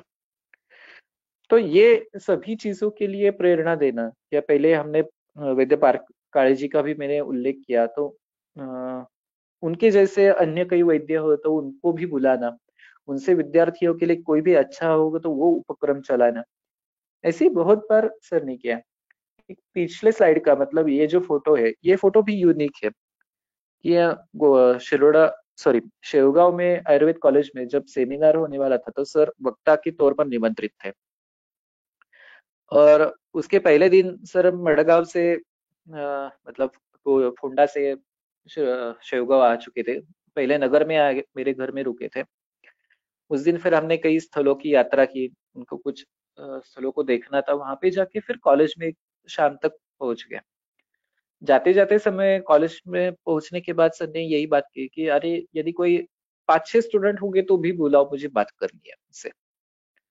तो कॉलेज तो छूट गया था, अभी कोई स्टूडेंट मिलने वाला नहीं है वगैरह, ऐसा चल रहा था। फिर भी कोई इंटर्न पीजी स्टूडेंट वगैरह बिठा के वहां पे कैंटीन में बुला लीजिए, तो वो बुला के लाए, वो बिठाए। साथ में 1-2 स्टाफ मेंबर भी थे, तो 2-3 स्टाफ मेंबर्स को भी बुला कि आप भी आके बैठिए। और आगे का 1-1.5 घंटा ऐसे चला कि मानो कुछ अलग ही है, कि यहाँ पे जो बैठे स्टूडेंट है उनको भी कुछ अलग ही चल रहा था। अरे ये सारी चीजें हमने कभी पढ़ी ही नहीं है, हमने कभी सुनी नहीं है, कभी देखी नहीं है, ये सारी चीजें ये व्यक्ति आके हमें बता रहा है और इतनी सहजता से ये कर रहा है। और कोई ये अहम भाव नहीं है कि ये मैंने किया है, मेरी प्रैक्टिस ऐसे चल रही है, ये मेरे पास ऐसे चलता है। ये कभी अहम भाव कभी सर के पास है ही नहीं। जो है वो शास्त्र ने दिया है, जो भी है वो मेरे गुरुजी ने मुझे पढ़ा है, और वही मैं जाके कर रहा हूँ, मेरे शास्त्र का ही भी एक उपग्रहण में कर रहा हूँ, यही भाव वहां पे था। मतलब तब एक ऐसा था कि ये भी माहौल बना रहा था कि सेमिनार नहीं है, सेमिनार तो दूसरे दिन है, मतलब दूसरे दिन उन्होंने एक सेशन भी लिया। उसके बाद वो दोपहर 3 बजे फिर से निकले, क्योंकि सेमिनार के दूसरे दिन था, तो उन्हें गोवा में गोवा विश्वविद्यालय की बोर्ड ऑफ स्टडीज की मीटिंग थी, और सर वहां पे चेयरपर्सन थे। तो लगभग 3 दिन लगातार यहाँ से वहां से यहाँ सर यात्रा करे। लेकिन जब बच्चों को सिखाने की बात आती है, या फिर उनसे बात करने की बारी आती है, कुछ चर्चा होती है, तो सर का ये नहीं था, नहीं मैं अब थक चुका हूँ, मैं इतने यात्रा से आ रहा हूँ, तो मैं कैसे बताऊँ, ये कभी बात नहीं रही। मतलब ये होने के बाद मैं और मेरा एक विद्यार्थी सर को उनके होटल तक छोड़ने के लिए गए, तो वहां पे 1.5 घंटा भी वही चला कि क्या करना है, कैसे पढ़ना है। उस विद्यार्थी की जो भी शंकाएं थी, तो बाद में हमने बोला कि सर अभी आप इतनी देर से आए हैं, सब है, हमें सब कुछ जल्दी करना है, तो आप विश्रांति लीजिए, हम बाद में बोलते हैं। और बाद में सेमिनार के बाद भी शाम को जो भी कार नगर तक छोड़ने के लिए आने वाली थी, लगभग 70 किलोमीटर सर की यात्रा थी, तो मैंने उनके साथ 2 विद्यार्थी भेजे थे। वो 2 विद्यार्थी आने के बाद वही कहने लगे, सर इसके जैसा अपूर्व आनंद मुझे हमें मिला नहीं। ये 1-1.5 घंटे में सर ने इतनी सारी चीजें बताई है, वो शायद कभी हम पढ़ पाते या नहीं पता नहीं चलता, कोई हमें सिखाता ये पता नहीं चलता। मतलब सामने वाला मेरा खुद का विद्यार्थी नहीं है, मेरे पास आया नहीं है, तो मैं क्यों बताऊं, मैं क्यों पढ़ाऊं, ऐसी बात कभी सर ने की नहीं है। और यही बात हमें उपयोग में आती है कि जो भी अच्छा है वो आगे देते जाओ, जो भी आप पढ़ रहे हैं वो आगे देते जाओ। जितना आप दूसरों को पढ़ाओगे, जितना आप दूसरे लोगों को समझाओगे, तो उतना वो अच्छी तरह से समझ में आएगा। मतलब एक पूरी जिंदगी पर एक नई ऊर्जा देने का कार्य एक छोटी छोटी घटनाओं से सर देते थे। जैसे हम सभी को ज्ञान है कि आयुर्वेदीय एक सर का ऐसा सपना है कि मानो आयुर्वेद के शास्त्र में ऐसे लोग आगे उभर कर आए, ऐसे लोग तैयार होके आए ये शास्त्र की सेवा निरंतर चलती जाए। जैसे सर हमेशा कहते थे, मेरे वरिष्ठ सहकारी परीक्षित जी सर भी कहते हैं कि सर ने क्या कहा कि आयुर्वेद की सेवा, आयुर्वेद की जो भी तौर तरीके है या आयुर्वेद कैसा है, ये आयुर्वेद के लोग ही अच्छी तरह से समझा सकते हैं, ना कि बाकी के लोग बाहर से आके आपको समझाएंगे। ये जो सब कुछ समझना है तो वो सर से ही समझना है, ये आयुर्वेद से ही समझना है। तो हमें आयुर्वेद अच्छी तरह से पुटअप करना आना चाहिए। जिस प्लेटफॉर्म पे हम कर सकते हैं, जितनी अच्छी तरीके से हम कर सकते हैं उतनी अच्छी तरीके से करना है, लेकिन करना है तो अभ्यास के साथ करना है, अध्ययन के साथ करना है, उसका कुछ तो बेस होना चाहिए। हम बेसलेस कुछ एलिगेशन नहीं करने वाले। यही कारण है कि सर हमेशा एक नए आदर्श देते थे। एक छोटी सी घटना में बताता हूँ कि एक अलग ग्रुप कैसे होता है कि किसी कारणवश कॉलेज के इंटर्नशिप के एक बैच ने एक स्ट्राइक कर दी थी। उनका रीजन भी उतना महत्वपूर्ण था। तो सर ने खुद जाके उन बच्चों से बात की, उनकी जो भी कठिनाई है वो देखी, वो सुनी, और जहां तक वो पहुंचानी थी बात, वो सही तरह से उन तक पहुंचाई। इससे फायदा ये हुआ कि जो स्टूडेंट्स की जो भी मुश्किलें हैं वो जल्दी से हल हो सकती। लेकिन ये कभी सर ने ऐसे नहीं किया कि मैं शिक्षक हूँ, मैं क्यों सुनो उनकी बात, मुझे जानने की जरूरत क्या है, यदि उनको लगेगा तो वो आएंगे। नहीं, मतलब मेरे जैसे तैयार होने वाले कई शिक्षकों के लिए सर आईना है कि हमें ये दिखाते हैं सर कि अरे तुम कैसे होने चाहिए, और हम आगे जाके उनकी लेगेसी आगे लेके जाने वाले हैं, उनके विचार आगे लेके जाने वाले हैं। ये उनको पता है। इसकी वजह से उन्होंने उसी तरह से बीजों का अंकुरण हमारे बीच कर दिया कि ये तुम शास्त्र पढ़ो, ये शास्त्र के बारे में नए आयाम क्या हो सकते हैं उसका विचार करो, जो भी नए साधन आ रहे हैं, जो भी नए विचार आ रहे हैं, उनको साथ जाओ। अंतिमता तो मैं ये कहूंगा कि सर ऐसे पारसमणि है कि जिनके पास शायद कोई व्यक्ति एक दिन के लिए आया, 10 दिन के लिए आया, कोई 1 घंटे के लिए आया, कोई 10 साल के लिए आया, लेकिन जो आया उसने अपने आप को कुछ अलग ही बना दिया। हर एक के जीवन का सोना हुआ ये भी कहना गलत नहीं होगा। मतलब जब पिछले साल सर एक शरीर के रूप से हमारे बीच में से गए, और उस दिन की अवस्था में अभी भी भूल नहीं सकता है। और उसी दिन जब यही चल रहा था कि दोपहर का समय था और किसी चिकित्सा के विषय चर्चा चल रही थी ग्रुप के ऊपर कि ये देना चाहिए, वो देना चाहिए।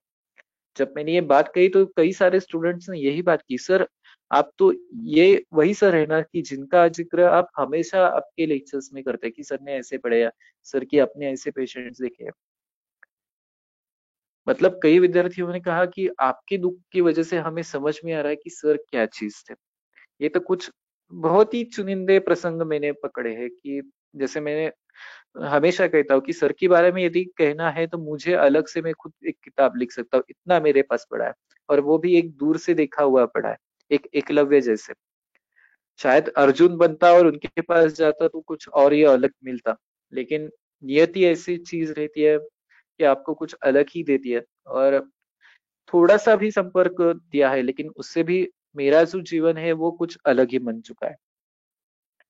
उनसे जो भी मिली सीख है, उनके विचारों से मिली हुई सीख है, उनकी कृतियों से मिली हुई सीख है, क्योंकि उनकी कथनी और कृति में कोई अंतर नहीं था। वो जो करते थे वही उनके शब्दों में आता था। बल्कि मैंने एक बार उनसे पूछा था, सर आप पुस्तक क्यों नहीं लेते? सर बोलते थे, अरे ये मेरी केसेस है, मेरे जो भी पेशेंट्स है वही मेरे एक किताब है, वही आपको एक रिजल्ट्स देते हैं। उनके रिजल्ट से सभी को पता चलता है कि क्या देना है, क्या नहीं देना है, क्या करना है, क्या नहीं करना है, कैसे अध्ययन करना है, और क्या करने की और कुछ प्रसिद्धि करने की मुझे जरूरत भी नहीं। मैं कुछ अलग हूँ, मेरा कुछ अलग ही चल रहा है, मैं सभी से महान हूँ, ऐसी कभी बात ना सर ने तब की थी ना बाद में कभी की। इसकी वजह से सर एक खुद के घर के इंसान, जो ऐसे आप तो जिनके पास आप जाके कुछ भी बात कर सकते हो, उनसे आप कुछ भी सीख सकते हो, और वो आपको कान पकड़ के कभी हंसाते हुए, कभी डांटते हुए, कभी आपको प्रोत्साहित करते हुए कुछ नई चीजें सिखाएंगे। ऐसे एक सर थे। एक बहुत देर से हम सर के बारे में सुन रहे हैं और बहुत सारे लोगों के मन में अलग से विचार भी आ रहे हैं। थोड़ा अलग भी हो रहा होगा कि एक सुसूत्रता नहीं होगी उसमें, थोड़ा इधर उधर हो रहा होगा। लेकिन अब मैं एक समय की पाबंदी को देखकर थोड़ा इसका पूर्ण विराम देना चाहता हूँ। तो अंततः मैं यही बात कहूंगा कि एक बालक को थोड़ा सा ज्ञान देके उनको उसे प्रोत्साहित करके सर ने यहाँ तक तो लाके छोड़ा है कि मैं कुछ अच्छी तरह से पढ़ा सकता हूँ और लोगों के सामने खड़ा रह सकता हूँ। और ये अब तो गर्व से कह सकता हूँ कि हाँ, मैंने इनके अंडर सीखा है, सर से शिक्षा ली है, प्राप्त कर ली है। और शायद यही है कि यही हमारे पूर्व जन्म के अच्छे कर्म होंगे। ये पूर्व, हम जैसे पूर्व पुण्याई कहते हैं कि होंगे कि हमने कुछ अच्छा सीखा है। अंततः मैं सभी आयुर्वेदीय टीम का धन्यवाद देना चाहता हूँ कि उन्होंने मुझे ये प्रारंभ का मौका दिया। जो पहला व्याख्यान का पहला हम पुष्प कह सकते हैं, वो चढ़ाने का मुझे एक अवसर दिया और इस संवाद में मुझे सम्मिलित किया।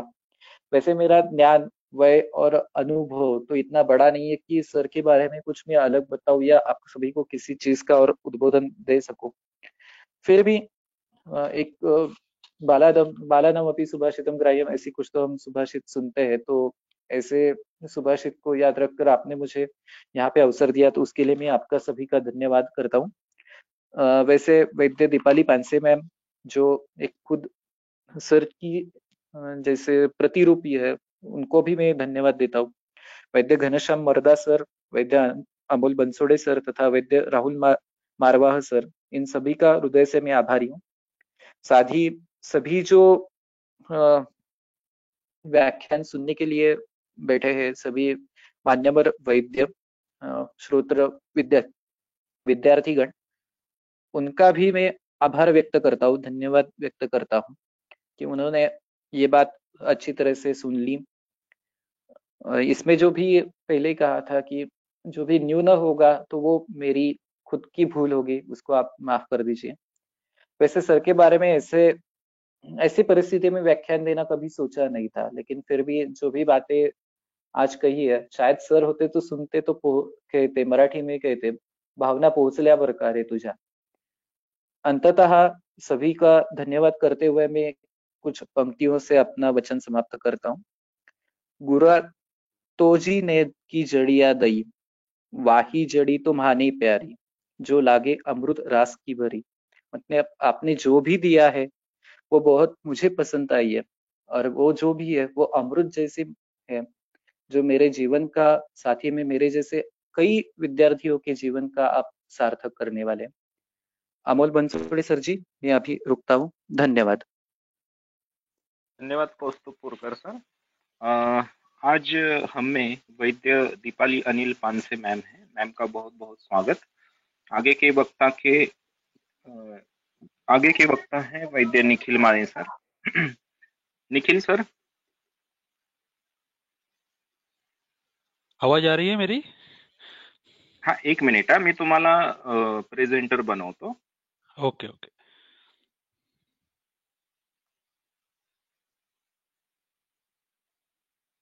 प्रेझेंटर बनवलंय सर मी. तुमचं इंट्रोडक्शन देतो आणि मग चालू करा. Okay. Vaidya Nikhil Mali sir, BMS completed from Gomantak Ayurved College, Goa in 2011. Also completed MS Netra from YMT Ayurved College, Navi Mumbai in 2015. Clinical experience: exclusive Ayurvedic treatment given for more than 10,000 patients. Working on treatment protocols in management of eye disorders with Ayurvedic treatments. Main contributor in the publication of symptom gradation in Shalakya Tantra at Gandhinagar, Gujarat. Published 9 research papers in international and national conference. Achievements: received first prize in research paper presentation on the topic Ayurveda treatment in diabetic retinopathy held at Cochin, Kerala in 2018.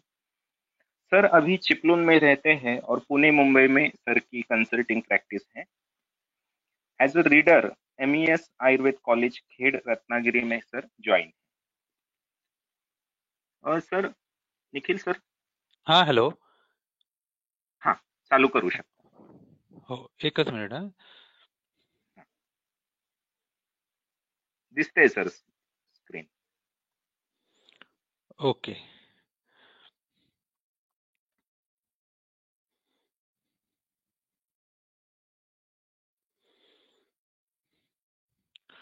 नमस्कार आप सभी को. मेरी आवाज़ अच्छी तरह से आपको सुनाई देती होगी ऐसे मैं आशा करता हूँ. यदि कोई डिस्टरबेंस हो साउंड में, कहीं कनेक्टिविटी का प्रॉब्लम रहेगा तो मुझे ध्यान में दीजिए, क्योंकि इधर थोड़ा नेटवर्क का इश्यू चल रहा है. तो मुझे एक बार बताइए कि आवाज़ नहीं आ रही है. सर व्यवस्थित आवाज ठीक है. आणि स्क्रीन. तो हॅलो. सर व्यवस्थित आवाज येतोय आणि स्क्रीनही दिसते. Okay, thank you sir. ये हाँ, तो आज मुझे ये मौका मिला आदरणीय वैद्य पांसे सर के बारे में मेरी जो यादें हैं तो आप सभी के पास, सभी तक पहुंचाने के, जो मुझे आज आयुर्वेदीय समूह ने जो आयुर्बोध नाम की जो व्याख्यानमाला है, तो उसके साथ मुझे ये जो मेरे अनुभव है सर के साथ के, तो आपके सामने रखने के लिए मौका दिया, तो उनका मैं पहले धन्यवाद देता हूँ. और ऐसे प्रोग्राम होनी चाहिए, क्योंकि जो आयुर्वेद का जो ज्ञान पांसे सर ने हम सबको दिया है, वो जो अगली जो जनरेशन है उनके पास भी जाना चाहिए. तो इसे कार्यक्रम का मैं स्वागत करता हूँ, और जो आयोजक है कार्यक्रम के, तो उनको मैं बधाई देता हूँ कि ऐसे कार्यक्रम का आपने आयोजन किया है. तो कौस्तुभ सर ने जो बताया, तो उनका कुछ तो रिपीटेशन होगा, क्योंकि वो तो हमें एक साल तो जूनियर थे. तो वो समय था 2005 साल का. तो हमने गोवा में एडमिशन लिया. तो उस टाइम से हम सर को जानते हैं. तो पहले मैं गुरु वंदना करता हूँ. तो रागादि रोगान सततानुशक्तान अशेषकाय प्रकृतान शेषान औत्सुक्य मोहा रतिदिन जघान यो पूर्य वैद्याय नमस्तु तस्मै. सभी गुरुजनों को मैं नमन करके ये लेक्चर को शुरुआत करता हूँ. और सर की भी हर लेक्चर की शुरुआत ऐसे ही होती थी, इस श्लोक से ही होती थी. वो इसके बारे में हमें जानकारी थी. सर हर लेक्चर की शुरुआत इस श्लोक से ही करती थी. तो इससे हमें पता चलता है कि सर के मन में जो पूर्व के जो वैद्य है, जो ऋषिगण है, तो उनके प्रति उनके मन में बहुत आदर था. तो वही आदर हमारे मन में है सर के प्रति. तो ये कार्य, आयुर्वेद का जो कार्य है, तो हम आगे ले जाने के लिए हम उनसे प्रेरित हुए हैं. तो वैसे शुरुआत करते हैं हम, जो हमने सर के साथ जब हमारा संपर्क आया, तो साल 2005 का था जब हमने गोवा में BMS के लिए एडमिशन लिया था. तो पहले 2 साल तो कुछ ऐसा सर के साथ डायरेक्ट संपर्क नहीं था, पर हमने सुनते थे कि हाँ सर काय चिकित्सा पढ़ाते हैं, बहुत अच्छी तरह से पढ़ाते हैं. तो मेरे मन में विचार आया कि हम सर के पास क्लिनिक के लिए क्यों न जाए, क्योंकि बहुत से स्टूडेंट उधर शिरोडा से पोंडा सर के पास क्लिनिक के लिए जाते थे. पर सर का एक नियम था कि वो सर 3rd ईयर के बाद ही क्लिनिक के लिए लेते थे. तो हमने 2nd ईयर में ही उनको बताया, पूछा कि हम सर आना चाहते हैं. तो सर ने बहुत सारे सवाल किए, और उसके बाद उन्होंने हमें आने की परमिशन दी. तो मैं दोनों कॉलेज के भी अनुभव सर को बताऊंगा, उसके साथ क्लिनिक में भी क्या क्या सीखने को मिलता था, वही चीजें मैं दोनों चीजें एक साथ बताऊंगा. तो कौस्तुभ सर ने बहुत सारे मुद्दे बताए हैं, तो ज्यादा रिपीटेशन नहीं करूंगा मैं. कुछ सर की जो बातें हैं, सर के जो विचार है, जो अगले जनरेशन के काम में आएंगे, वैसे मैं बातें आपको बताऊंगी, ताकि जो आज की पीढ़ी है या नेक्स्ट जनरेशन है, वो उनके विचारों से प्रेरणा लेके जो आयुर्वेद के जो चिकित्सा है, आयुर्वेद के विचार है, आयुर्वेद का जो धर्म है, वो आगे ले जा सकता है.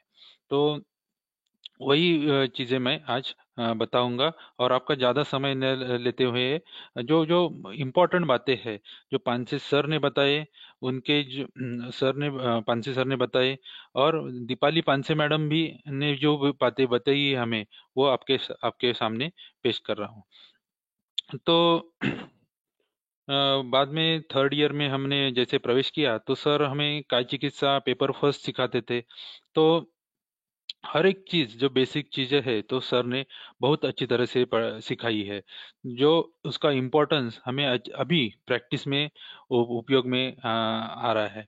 कि मैं जो नेत्र चिकित्सा करता हूँ तो उसके जो बेसिक प्रिंसिपल है, जो कि संप्राप्ति है, नेत्र रोगों की संप्राप्ति है, जो जो हेतु है, ये सब कुछ काय चिकित्सा के जो मेन डिसीज हम उन्होंने बताए हैं, वो उन्होंने सिखाए हैं, उन्होंने जो बेसिक प्रिंसिपल के बताए हैं, सिखाए हैं, उनके अनुसार ही है, ऐसे मुझे अभी समझ में आ रहा है।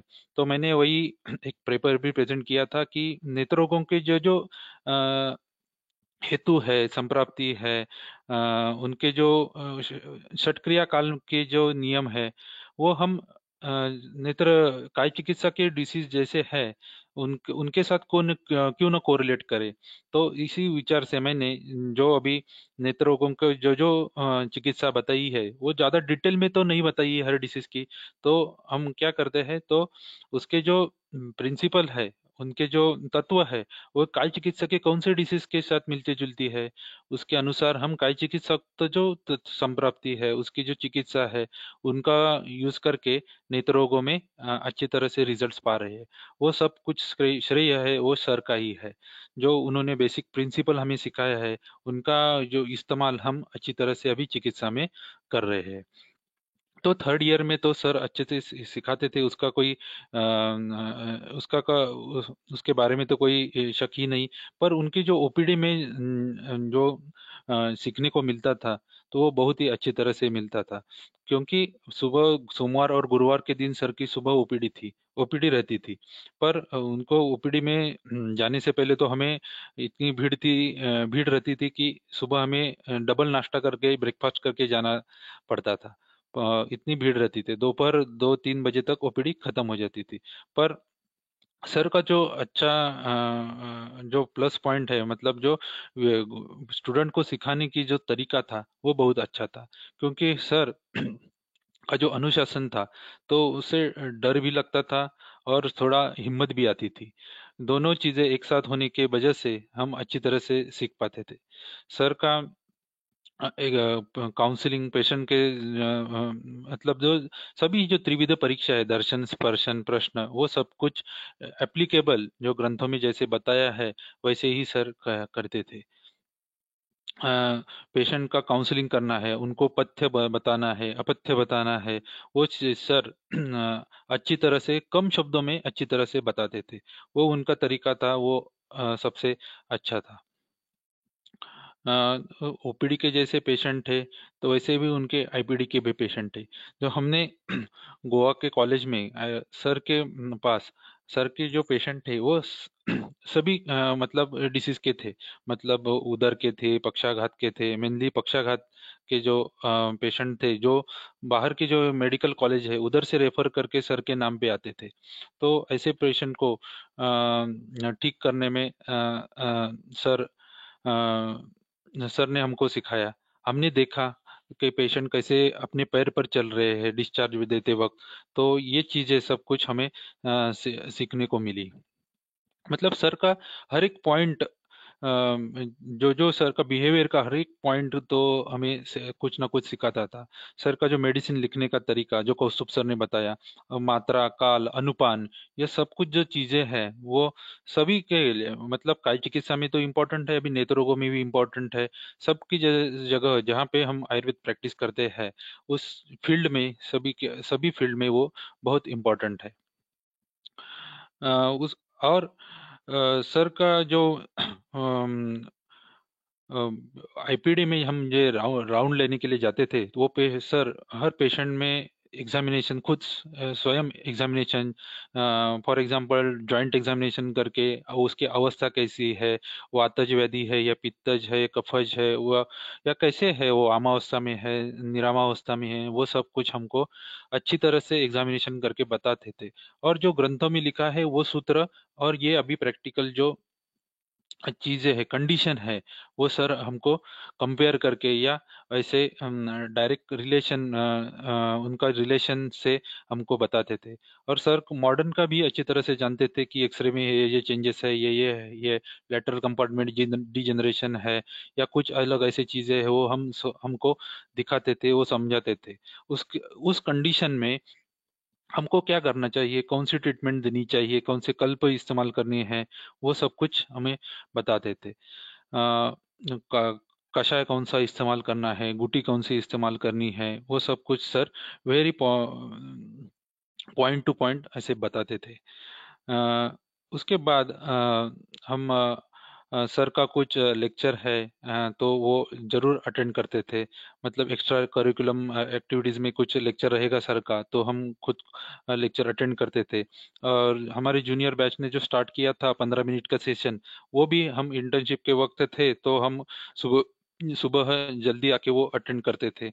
उसके हमें बहुत उपयोग हुआ कि हर हम इंटर्नशिप में हमें आदत मिल गई कि हर एक दिन हमें दिन में एक बार हमें एक कल्प पढ़ना है, एक द्रव्य गुण का ड्रग पढ़ना है, और एक हमको डिसीज पढ़ना है। ये हमको आदत वहां से लग गई कि हम पूरे इंटर्नशिप में पूरा द्रव्य गुण, रसशास्त्र, भैषज कल्पना और पूरा काय चिकित्सा हमने सब कुछ पढ़ लिया। इसी वजह से हमारा जो बेस है वो अच्छी तरह से हुआ। और जो रसतंत्र सार सिद्ध प्रयोग संग्रह में जो कल्प है, गुणी शास्त्री में जो कल्प है, वो सब कुछ हमें पेशेंट में भी वो जैसी कंडीशन उसमें बताई है, वो पेशेंट कंडीशन हमें पेशेंट में भी सर ने देखने के लिए सिखाया।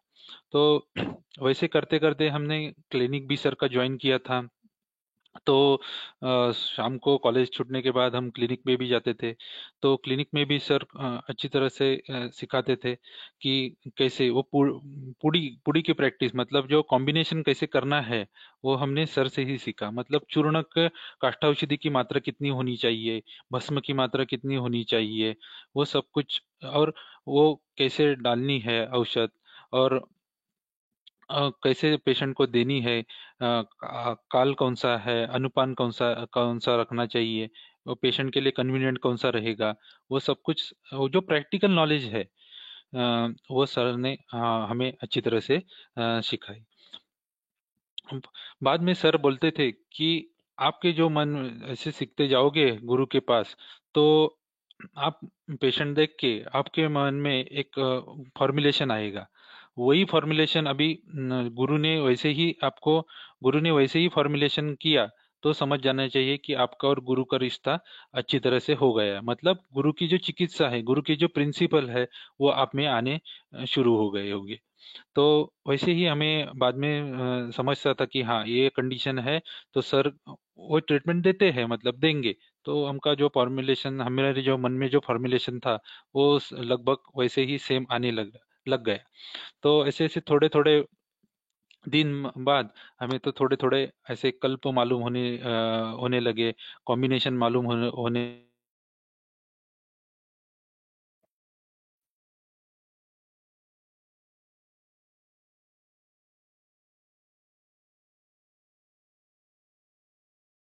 लगे।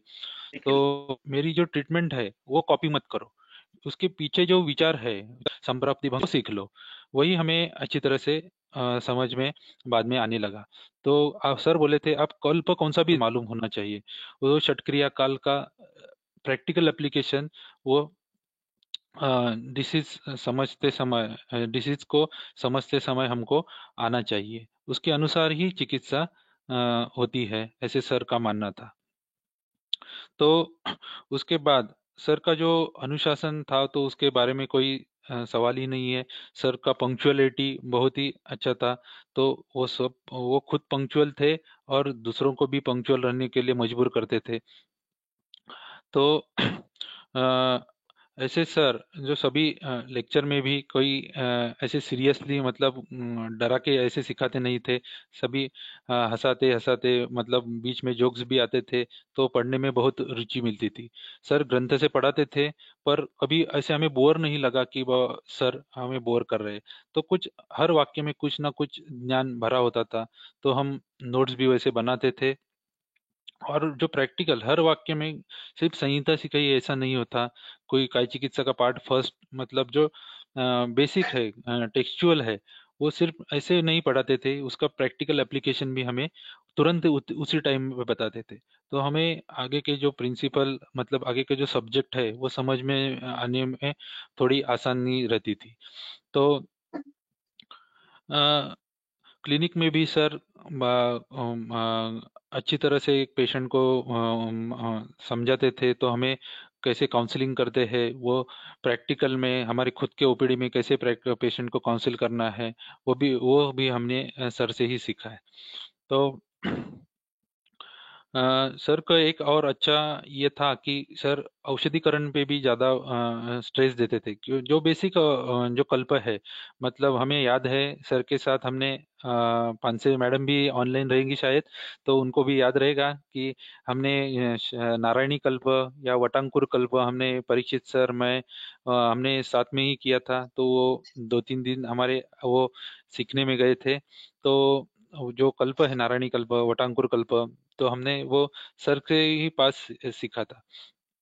तो ऐसे बेसिक चीजों मतलब का औषधिकरण का रुचि हमें हमको वहां से ही मिलने लगी। तो हमें अभी वो एप्लीकेशन मतलब वो रुचि हम आई ड्रॉप्स प्रिपरेशन में मतलब अंजन प्रिपरेशन में ऐसे इस्तेमाल कर सकते हैं। तो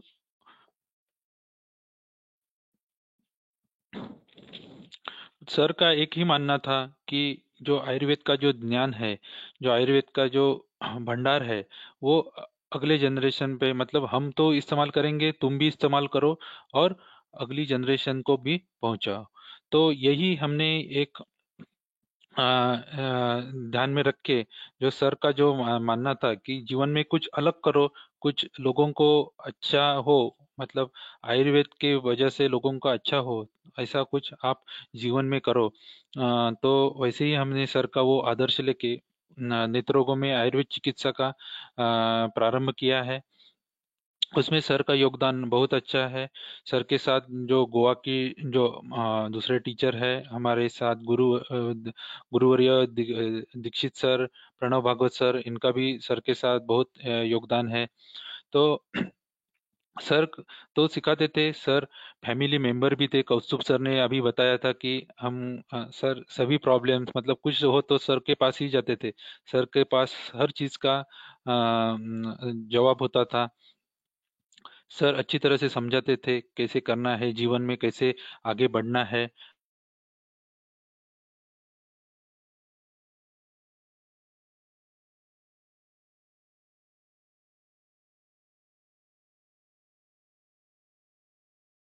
हर स्टूडेंट को सर करना है, आप ये कर सकते हो, इस क्षेत्र में आप अच्छा करो। हर स्टूडेंट को थे गाइड है, तो आप ये जीवन में कर सकते हो, ये अच्छा होगा आपके लिए। और उसको क्या करना है क्या नहीं करना है वो भी अच्छी तरह से बर्ताव था सभी स्टूडेंट के साथ। ये किसी को ऐसे डराते भी नहीं थे ज्यादा,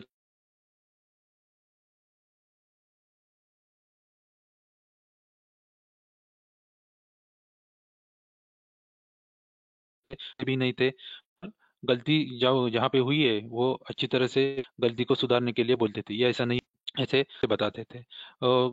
कभी कभी सर के साथ अच्छे फैमिली रिलेशन के वजह से, मैडम के साथ अच्छे फैमिली रिलेशन के वजह से सर हर मुझे तो याद है कि जाते थे खुद की कार से उधर। 2-3 बार तो मुझे याद है कि सर हमको लेके गए थे।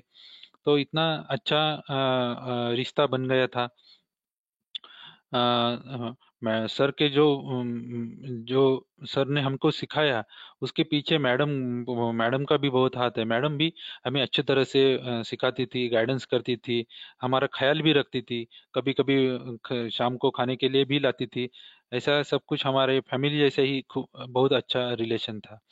तो ऐसे सर के जो विचार है सभी के स्टूडेंट के साथ अच्छे तरह से प्रेम से ज्ञान उनको दे दो। आयुर्वेद आगे बढ़ा हो और आयुर्वेद का उपयोग हर आदमी को होना चाहिए, हर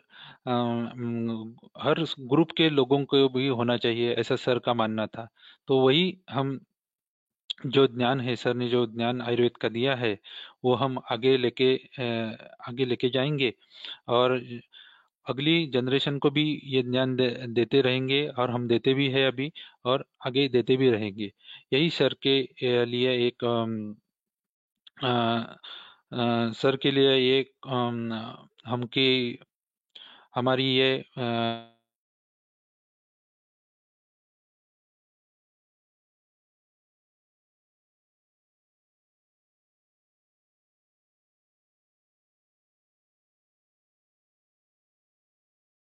निखिल सर, हेलो।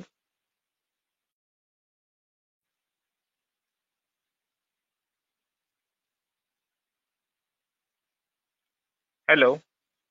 हूँ और सभी को थैंक यू बोलता हूँ कि मुझे आपने ये सर के बारे में मेरे अनुभव बताने के लिए मौका दिया। धन्यवाद। वैद्य कौस्तुभ सर, वैद्य निखिल सर, आपका बहुत बहुत धन्यवाद। आपने आपने बहुत अच्छे तरीके से हमें अनिल सर से अवगत कराया। आशा है आपका सहयोग आगे भी रहेगा। आज यही रुकते हैं, मिलते हैं कल रात को। शुभ रात्रि। आज यही रुकते हैं।